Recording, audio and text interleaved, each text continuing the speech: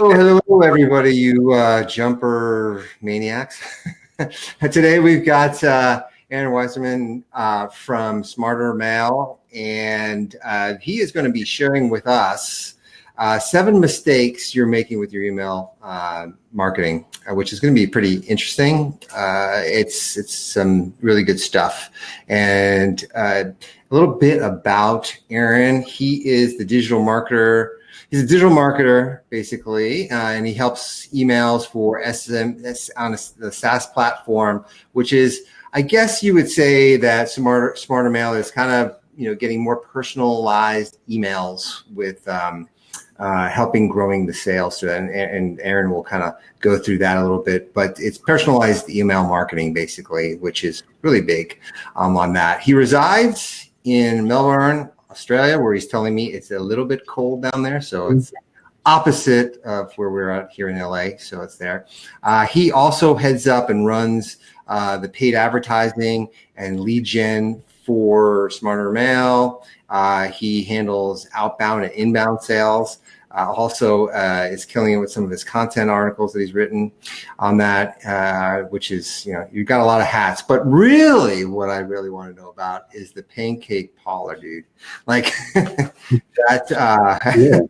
That looked pretty good when I checked out that site and stuff. So, Aaron, welcome, and fill in anything that I left out. No, that's definitely an impressive list you've given off there. I didn't realize I wear so many hats, but pancake parlor, very good place to have if you're a customer, working in the kitchen, not so much, to be honest, but I'm definitely a lot happier where I am now. Right. So now how did you get into the digital marketing side of things? Was it just, you were always doing marketing and kind of just fell into this role with on the email side of things? Yeah, I mean, I studied marketing in uni. I kind of just fell into digital marketing. Obviously, as you know, that's been growing quite a lot. So there's a lot of opportunities, and taking advantage of not just email, but other digital like SEO is critical now. So, yeah. Cool. Awesome. Yeah. So let's do this. Let's dive into the 7 mistakes you're making with your email marketing, and we'll go through all these different 7 steps for the audience, and then we'll sort of hit up some questions from there and see where that takes us. Yeah, sounds good. Cool. Awesome. Yeah, cool. So first, I mean, what Smarter Mail is for e-commerce businesses. So, we help mainly Shopify, WooCommerce, BigCommerce, and, our goal is to get merchants more results for their email marketing. So when new stores sign up with Smarter Mail, we quite often see, a lot of opportunities they're missing. So, not necessarily mistakes. Some of them certainly are mistakes, but certainly a lot of things that they could be doing a lot better. And one of the biggest things we see is stores not automating their emails.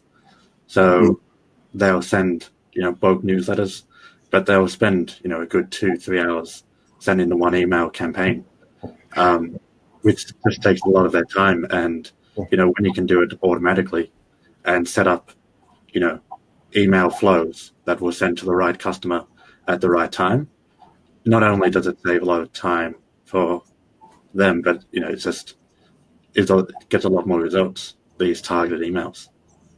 Right. Yeah. I'm surprised people still send messages one by one. That's amazing. There's still people doing that. Yeah, and I suppose that kind of ties into the next one. It's not, they'll just send the email to their entire list, so there's no segmentation of the list, and especially as you grow your e-com business, you're going to get, different types of customers with different needs, and, you just can't be sending the same email to everyone on your list. So, you've got the big ones like demographics, like male, female, age. If you've got a clothing apparel brand, you don't want to be sending women's fashion to your male subscribers, for instance. Right. But yeah, segmentation is another thing a lot of email marketers, not just in e-commerce, but they could be doing a lot better. Right. And again, it's all about sending the right email to the right customer at the right time. Sure. And to do that, you really need to be segmenting your email list. Right. So, like in terms of the segmenting the list, I know that you can do it and put tags for, say, bathing suits and versus socks and things like that. How do you get the demographics of age and female and male from your shopping type of platform, or is it more that you guys can segment it based on the users coming in? Like how's the best way that, say, an e-commerce brand would do it? Yeah, so some of them, like, you can infer from the purchase they're making. So obviously, if someone's buying a lot of women's clothes, you can infer that they want to see more content in the emails about that kind of clothing. If you're not, sometimes gender or some demographics just won't make sense. Right. It all depends on what you're selling. You can, when people sign up to your email list, you can just ask the question. And a lot of people will just answer. Some will leave it blank, but the people who do answer you definitely know in that case. The other thing you have to be careful of is when people will purchase as a gift. So I might, want to buy a woman's scarf for, one of my friends. And obviously I don't want to be targeted, with women's clothing after that. Right. So what Amazon does, for instance, which, Amazon's really the king of email marketing, is, they will, in their checkout, will give you the option of, is this a gift purchase? And that way you can rule out those possibilities. I never thought about that. That's an interesting way to segment. Yeah. And then, even based on that, if people are purchasing for a gift for a birthday, you can then retarget a year later, say, you've got that opportunity as well.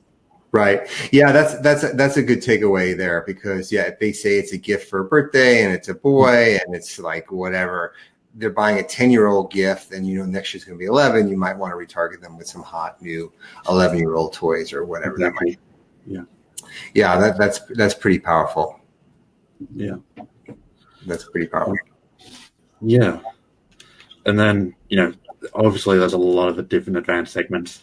You can really, age, gender are two of the big, easy ones, really. Right. You can start developing so many.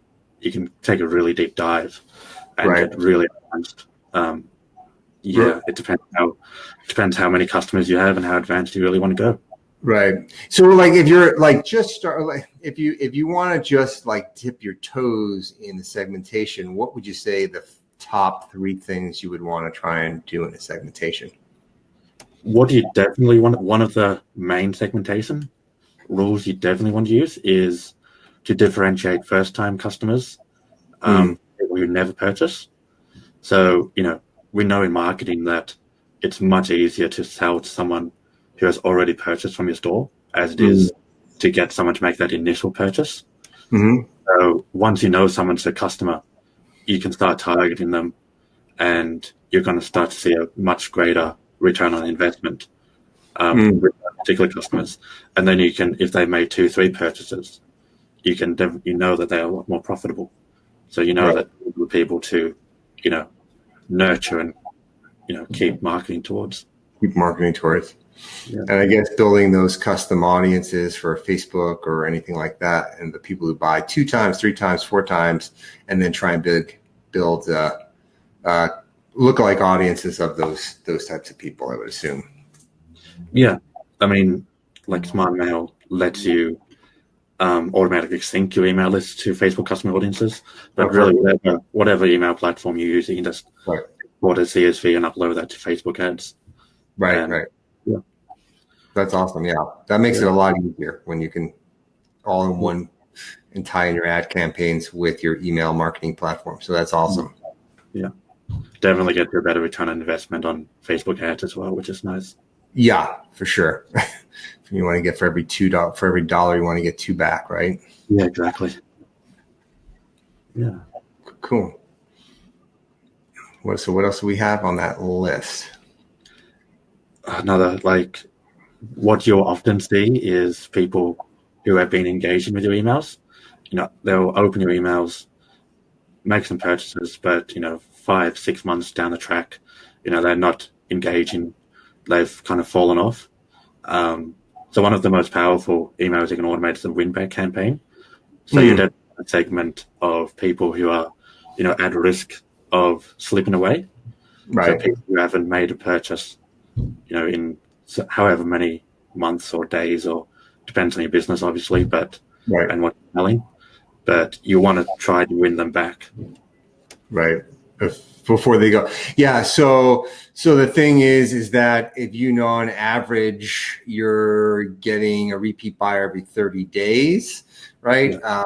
You would want to send something. If somebody goes 31st day, you're going to want to send them something. Or if they maybe haven't moved on the 29th day, you might send them some sort of offer to that, right? So you have two sort of different segments. Yeah, exactly. I mean, it completely depends on your average time between your orders, but right, once it starts to move up beyond that average, you kind of want to get them back into your store. Right. And you can do that with an email offer, coupon. Usually with your win back campaigns, you want to automate like 2 or 3 different emails. So your first one, you usually want to hold off on having an offer. Sometimes the first one will get people back without an offer. But if that doesn't work, you definitely want to be including a coupon code or trying to up your efforts. Right. What are you seeing work very well for those types of things, those win-back campaigns? One of the biggest hurdles in e-commerce is shipping costs. So we definitely recommend, if you can, just offer free shipping all the time in the store. Some stores, that's just not feasible. So in that case, a free shipping offer does wonders, really? Beyond your 10% coupon.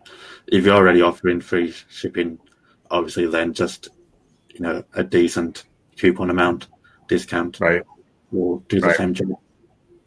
Do you find dollar discounts work better or percentages? I mean, we haven't actually looked at that. That's a very interesting question. I wish I could give you an answer, but I'd have to have a look at the data on that. I just thought that, sometimes people just can't calculate what 10% off is, but they know what $10 off is. Yeah. So they'll know.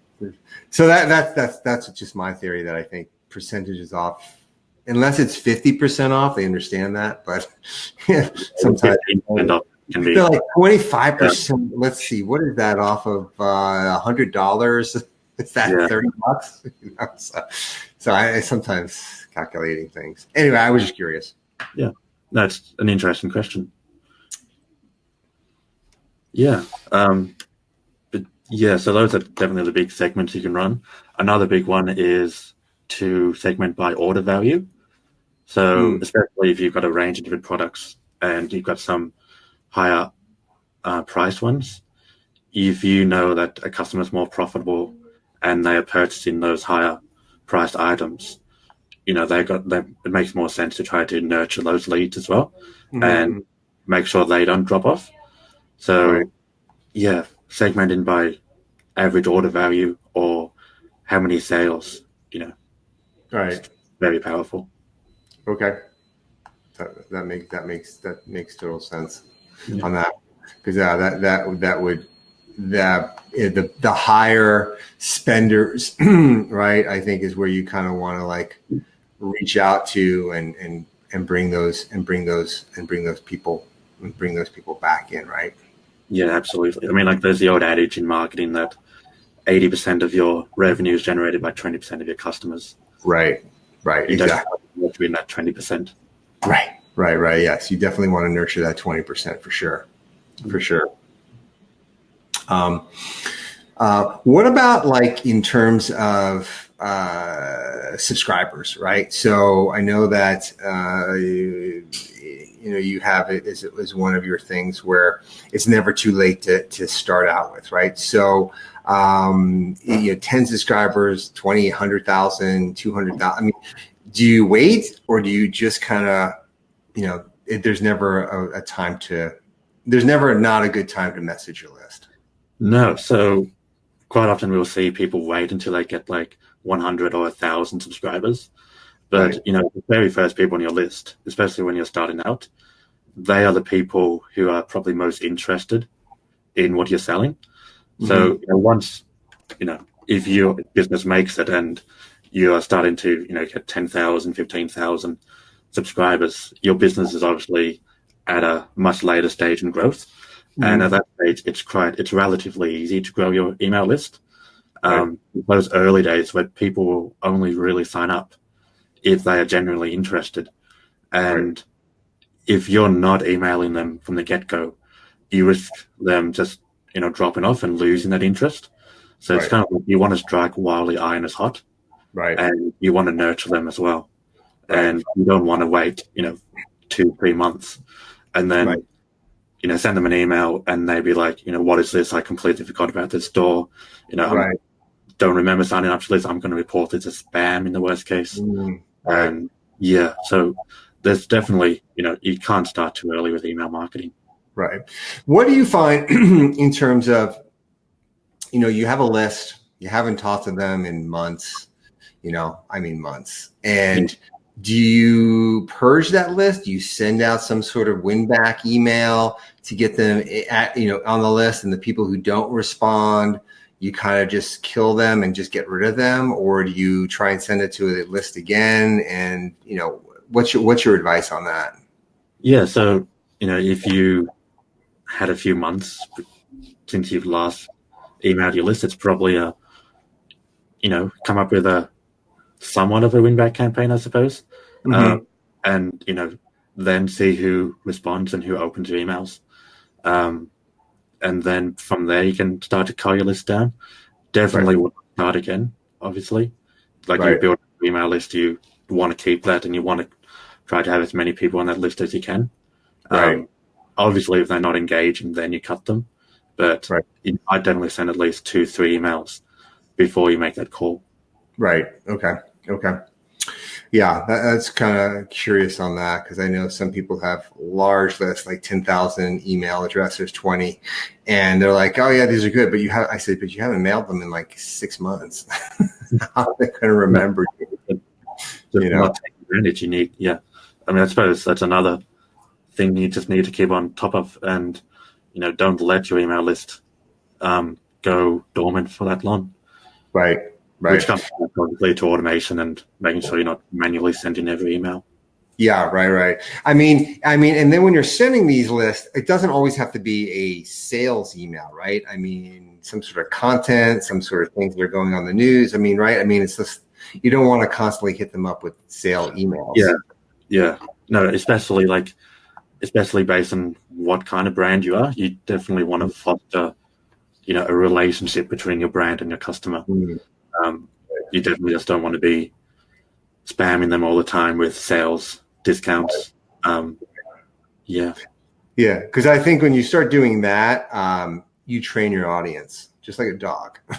You train them to know that they're not going to be like, I worked for the marketing side for a company here in the US. It was called Design Within Reach, and they were a high-end retailer. I mean, sofas that are going for 3,000, 4,000, chairs, Eames chairs, all this kind of designer stuff, right? And they would do these big sales, right? They would do these big sales, and they would wait. Like, the customers knew that they would have this August sale, and they would just wait. And the first day was like, everybody ordering, right? So you saw this tremendous number. And then throughout the thing, there wasn't too much of a sale. And then towards the end of that, the sale, they did another one that had this huge pop, but they sort of trained them because every day they were doing some sort of sale thing rather than giving content. And that's what my lesson was on that whole thing. and you try to deal with the marketing department. I'm like, just why do you sell things all the time? And they took forever designing these making these emails to look beautiful and perfect. I'm like, just get it out the door, right? I mean, text works perfectly fine, I think over images now because that thing. So anyway, that was sort of a side story. But. Yeah, no, you definitely don't want to train your audience. Right. Never to purchase at full price. Right. Yeah. Exactly. So another one is abandonment cart emails. What's your feeling on those? Yeah. So I mean, any e-commerce store owner will know that abandoned carts are one of the banes of their existence. So I think the cart abandonment rate's about average globally is about 67%. Okay. So that kind of means that for every customer who makes a purchase from your store, there are two would-be customers who are placing items in their carts and just never checking out. Yeah. So, that's a big pie that you can be getting a slice of. And abandoned cart emails are very effective. And they are. I'm getting loads of people to come back and complete their checkout. And really? Yeah, they are very effective. And so many stores are just not automating them. And again, they are completely automated. So you don't have, once you set them up, you don't have to do anything else. Right. Someone has abandoned their cart, they will go into that flow and they will receive the email, 12 hours, 24 hours after they've abandoned the cart. Right. And, a fair decent chunk of them will come back and make the purchase. Sure. So let me ask you a couple things on those abandonment cart. One is, how often do you send it, and time delay from the first to the last one? Mm-hmm. And then what types of discounts or offers do you put in there, if you do any? Yeah, so you definitely want to be sending more than just one abandoned cart. Right. Quite often people will just have simply forgotten about their purchase. Mm-hmm. So they'll be on the bus on the way home from work, and they'll be on their phone and they'll put an item in their cart. And then they get off the bus and they've just completely forgotten about it. So your first email is you want just a simple reminder, like, hey, you've left these items in your cart. Do you want to complete the transaction? Mm-hmm. Usually we advise on holding off on any kind of discounts. So, I mean, that's just because the first email will convert people who simply just forgot, and be giving away any margin for those kind of customers. Mm-hmm. In terms, like, you could try saying that, we can only hold your items for the next 24 hours. Right. Like, have some kind of time sensitivity in it, and that can help just push up the number of conversions. Mm-hmm. But, if that email doesn't work, then you kind of want to be in your second and third emails later on. That's when you start to include offers. And once again, like, we know the biggest reason people abandon carts beyond just forgetting about them is that when they get to checkout, they've put something in there that's, $10, and they see that shipping is another $10, and they go, it's $20. I don't want to buy this. So comes back to offering that free shipping. So, again, I strongly advise, you offer free shipping all the time if you can. Right. But if you don't, a free shipping offer, in your second abandoned cart email does wonders, and that'll see a lot of people coming back. If you do offer free shipping, obviously, then a discount code can make sense. But even if the second one doesn't get people back and checking out their cart, one way you up the offer, one last time can have a very positive effect. Okay. So about 3 emails basically is what we're talking about. Right. Okay, cool. And you want to send the first one, between 4 and 12 hours after someone's abandoned the cart, just in case they, genuinely forgot about it, and you want to, again, strike while the iron's hot. And then you might wait another day between the next 2 emails. Okay. So 4 to 12 hours basically is the first one that will go out, and then day 1 and 2 and things like that. Cool. Yeah. Okay. All right. That's good. Open rates are pretty good on abandonment cart emails. get pretty good. Yeah, I mean, open rates on abandoned cart emails are above what you typically get for an email newsletter. Mm-hmm. So, yeah, they are something you definitely want to be sending. It'd be a mistake to send them. Okay. Like what would you say, like the average you've seen, open abandonment cart emails? It can vary wildly between different stores and yeah. Depending on how hot that brand is and how that they really I mean, we've seen rates as high as like 60% open rates, which is pretty decent when an average open rate is about 20%. Right. But you kind of expect at least 30, 40, even possibly 50% as an average. Right. Do you put images and product like what they thought, or is it more text, or like what do you find works best? One thing we include in our abandoned cart emails and works really well is at the bottom of them is including product recommendations. So you might also like these products. I see. Based on what people have actually abandoned in their cart.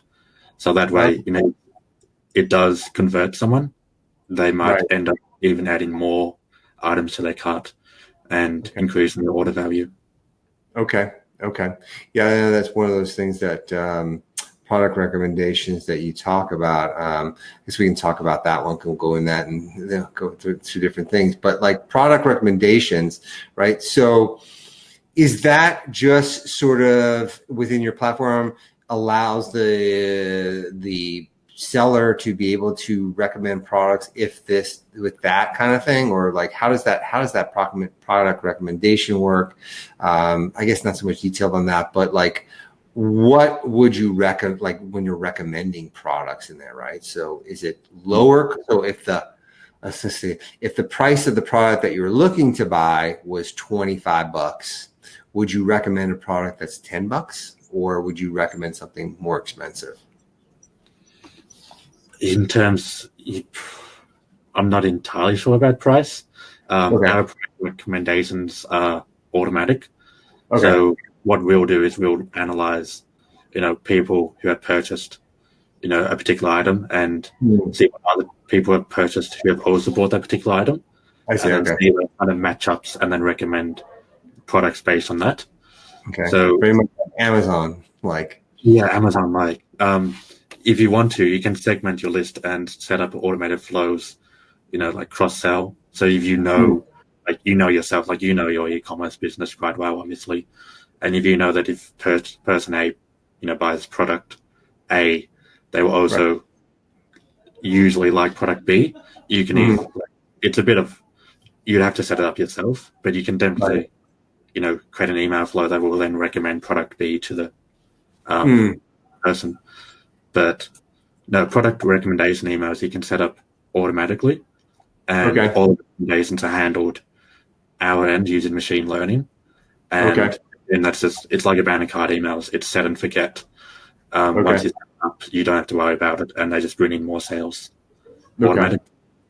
Interesting. So when you're doing product recommendation kinds of emails, I mean, do they go out after winbacks? Do they go after, like, how often do you send out a product recommendation email? Yeah, so you definitely want to be sending them out on a regular basis, like maybe every 2 weeks, maybe every week. Obviously not every day. That's just going to ban people's inboxes, but it's definitely, they are very effective emails for e-commerce. So it's something you want to be sending on a regular basis. Right. And in these emails that you're sending, like, is there a lot of text about it, or is it just like, hey, here's something you might be interested in? A lot of our customers are just digging these yoga pants or whatever that is.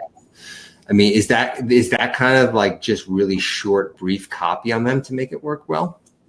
Yeah, I mean, you definitely, you don't want to be overloading your subscribers with too much information.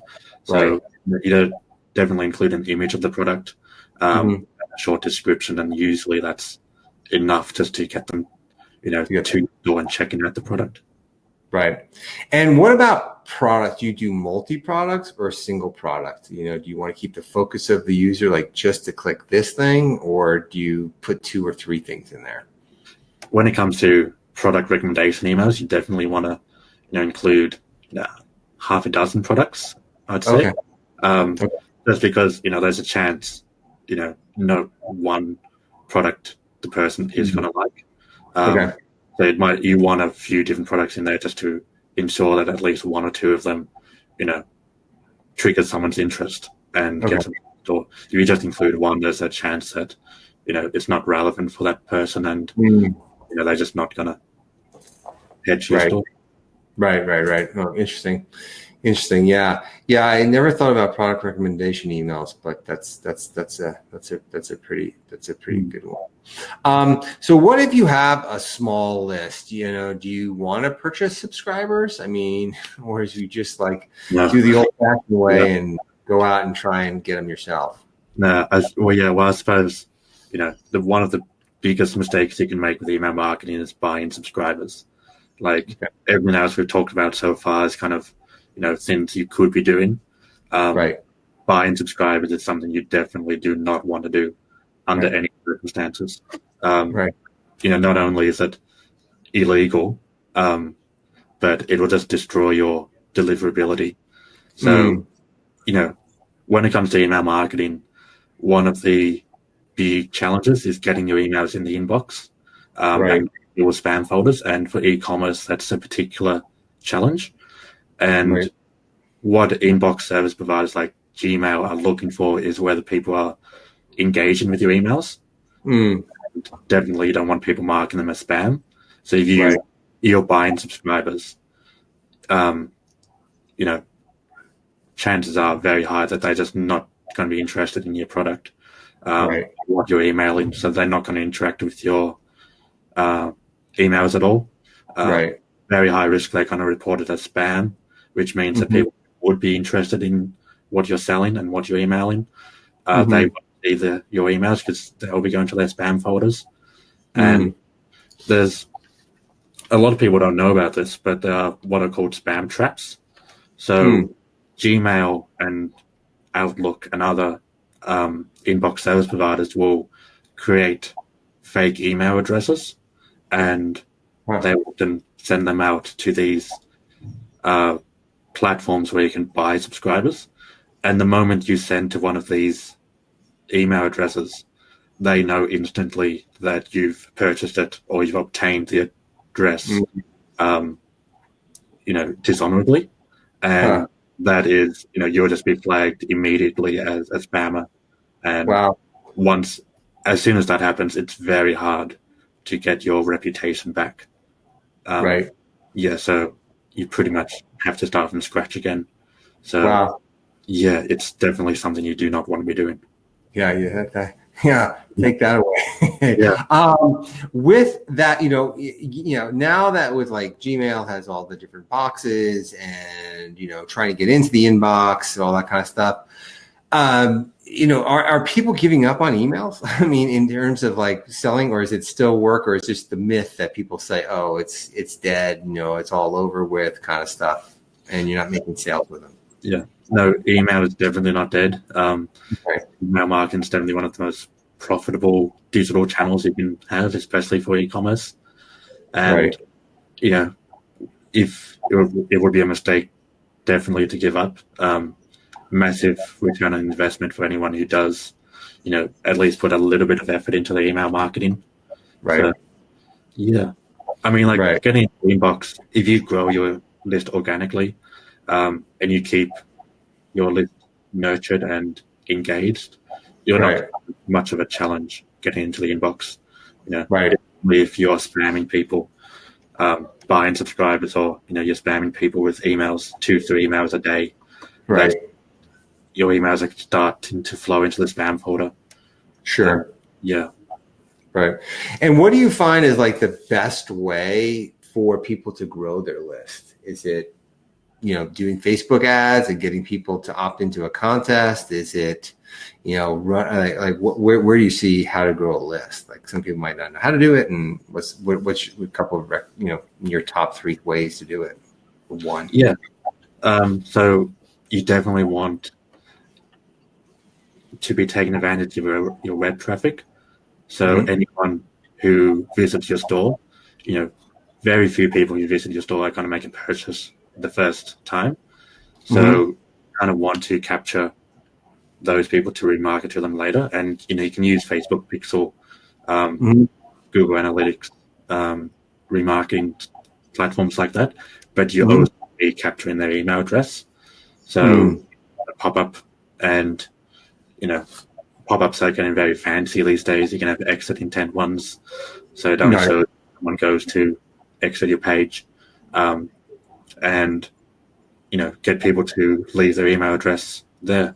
You definitely want to be offering something of value with the pop-up, whether the discount code or, depending on your store, like if you're selling plants, for instance, you might be, sign up to our email list and get our ebook on, how to grow plants, for instance. Obviously, I don't know much about plants, but offer something of value, like give some incentive for people to sign up to your email list. Right. So some sort of ethical bribe, I guess, right? Yeah. Right. People can be hesitant just to hand over their email address. Right. And you just need something like that final push. Right. To get them over that hump. So with today's multi-browsers, from tablets to desktops to laptops to mobile, how important is it to design those email looks? Yeah, so mobile responsiveness is something you definitely want in your emails. Most people are opening their emails on mobile devices now, so their phones and tablets. And, if they can't read your email properly, you've lost an opportunity right there. So, most email marketing platforms, definitely SmartMail, all our emails are mobile responsive, so they'll, render properly on any mobile device. But you definitely want to be designing with mobile in mind. Right. And should you send yourself like the emails just to look on what it looks like on mobile, and then you have to tweak the design, kind of do that? Or does your platform allow you to look in what it's going to look like on all the different sorts of phones and things like that? Yeah, so our platform definitely gives you a preview of how the email is going to look on desktop and mobile. But it's definitely a good idea to send yourself a copy of the email first. And open it on your desktop, on your laptop, and on your phone as well. Okay. Sometimes there'll be, a line of text you just want, appearing a little bit better, or sometimes you think that left align text looked great, but on mobile it looked horrible, and you want center align now. But and it doesn't take much time to do that. Okay, cool. Yeah.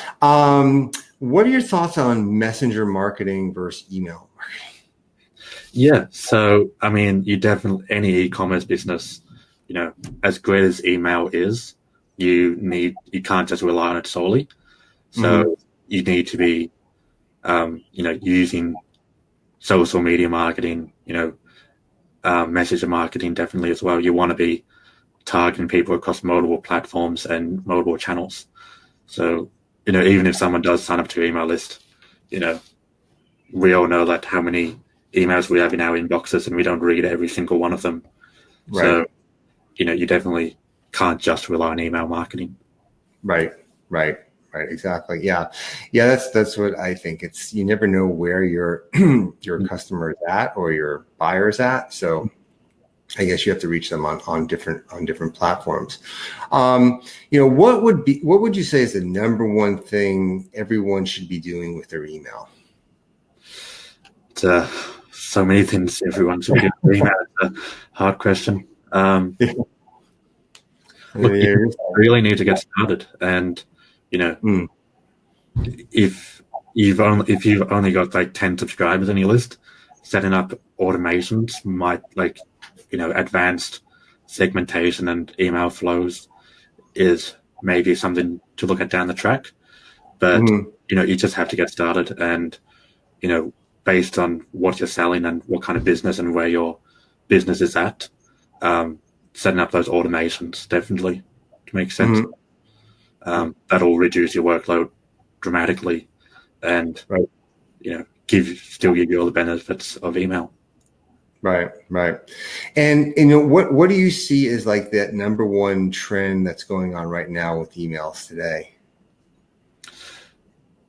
It's another challenging question. Number one trend, product recommendations are something that people are really getting on board with at the moment. So, again, Amazon is kind of the king of email marketing and king of product recommendations, and that's one of the big driving factors behind how they got so big. And like with SmarterMail now, those product recommendations and machine learning to generate the recommendations are something that any e-commerce store can access now. So you don't need, your own machine learning stack to, utilize them. It's really accessible now. That's pretty awesome. And then like in terms of like emails that you've seen that you've liked that were really like, wow, they're doing it right. Is there like 2 or 3 brands that you really like? There's a couple of brands that come to mind, like Dollar Shave Club. They do a very good job of,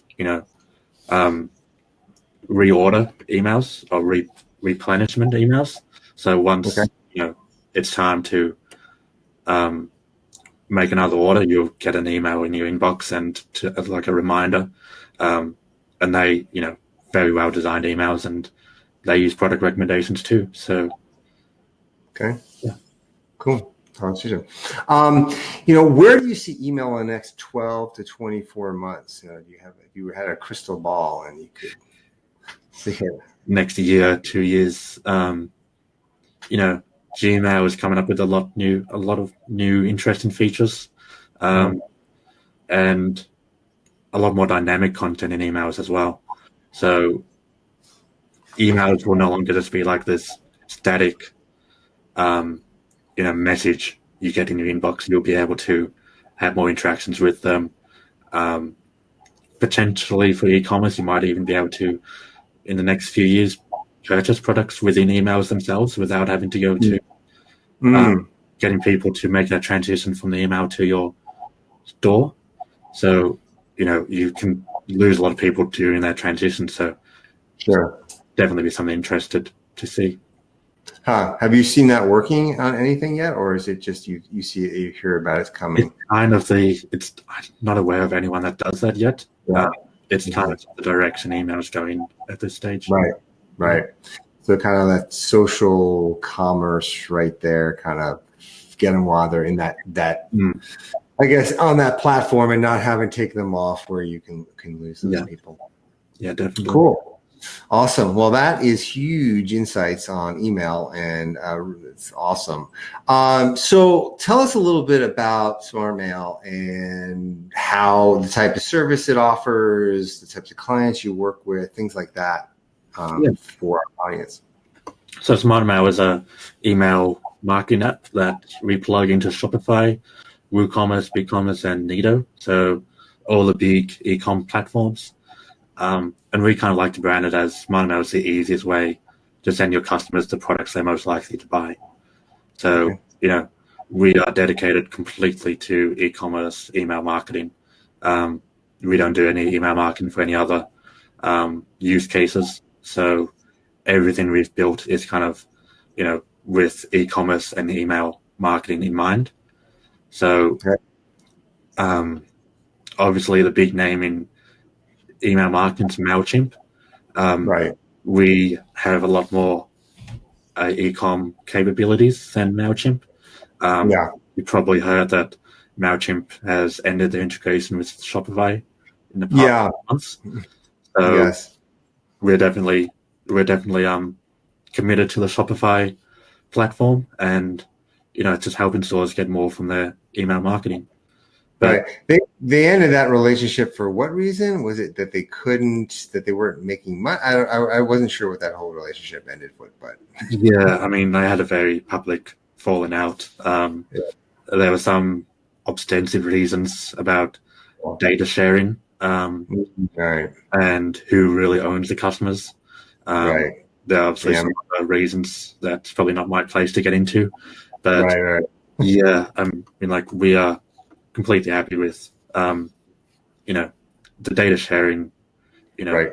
We're completely happy to sync our data with Shopify, and we think that the more integrated the apps are with the Shopify platform, the better user experience merchants have using apps as well. So it's definitely something we think's a benefit to merchants as well.